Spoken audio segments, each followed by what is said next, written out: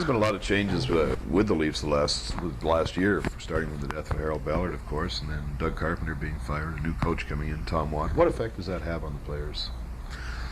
Well, you always say you can't say there's much effect, but there is always a little, I guess, effect. It's hard to say what it does or that, because we're all athletes and professional athletes. You have to just adjust and go forward. Our job is just to go on the ice, play 100%, and give what you can. But I imagine deep down every little thing that happens affects everybody a little bit, but you try to put that below you and go on. Given your popularity across Canada, and it's considerable, have you given any thought to opening a hockey school, or do you have one out west? We have Barry Melrose has a hockey school in Kelvington that I go back for a week, and I have my own hockey school in Toronto for 2 weeks this summer. Oh, do you? What weeks are they? They're in August, middle of August. They're usually in the middle of August, kind of in the middle 2 weeks of August. Well, in Muskoka, where of course we're from, when you talk about goal scoring, they talk about Gretzky. When they talk about hockey, they talk about Wendel Clark. Your style of play is very popular there, so how would youngsters who want to go to your hockey school get in touch with you, or who would they contact to enroll for that? Well, basically that's through the brochures and everything are out in all the rinks around Toronto. So we can't get them then. So we're out of luck is what you're saying. Well, you can phone down in the Gardens, you can get a hold of them if you want to come. It's not a school where I board the kids or anything. It's a school where they're brought in the morning and they have to be picked up at the evening. Long commute, but probably worth it. It's a long way to Kelvington, but they have to stay in Gravenhurst and go to the Chris King hockey school. That's right. Well, there you go. The Kinger. How do you find the difference in coaches from Carpenter to Tom Watt?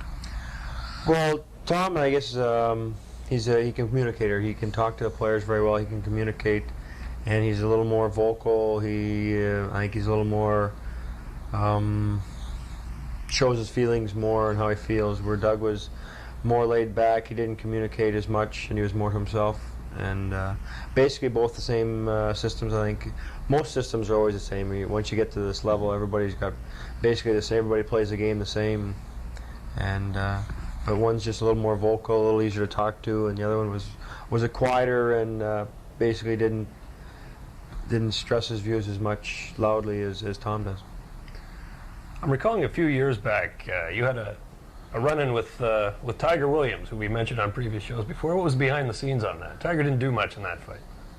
No real. There's a couple of Westerners. That's just things that like a fight isn't premeditated. It just happens. It happens. It's over with and done with. Nobody ever thinks about it after. Did you ever talk to Tiger at all yourself, or?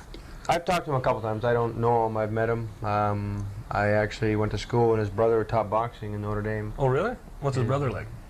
Same way as Tiger. Is he? They're all the same. All his brothers. Yes. The Williams clan. Did you take any boxing lessons from him? No, I never took boxing school. You're just a natural. I just self-defense. People pick on me, and I just stick up for myself.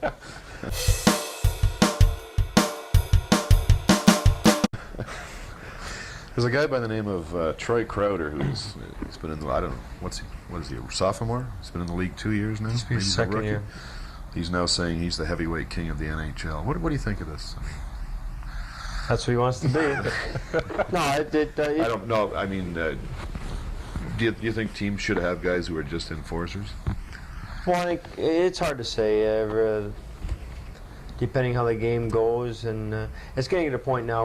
Most tough guys can't play the game a lot. He's got 4 or 5 goals, so he isn't playing the game as well as being an aggressor or a policeman or whatever we want to call it. But it's getting to the point now where the players just aren't on the team to be tough guys. They can play the game. They can play a role as well defensively or offensively, and they can do their job as well as fight. Like yourself, or saying going back a few years, somebody like Terry O'Reilly, who was probably one of the better ones of that. It was a complete all-around hockey player. But I don't think you're ever going to eliminate fighting from hockey, because I think it's always been part of the game, and I think it should always be part of the game. But as I think it progresses, you'll see a lot tougher players will also be able to play the game better and better as it has been progressing so far. A lot of people who've come up through the Western League say that in some ways is tougher than NHL. A lot of tough action going on out there with.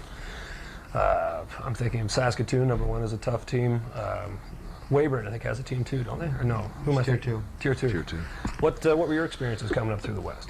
Well, it's a great league. I guess it's one of the leagues. The best thing I think that the league has going for it is it's spread out over from BC to Manitoba, or was when I played. Yeah. And so I still was bred in there, and you get a lot of traveling. And the traveling you learn in junior, you have to do up here when you get here.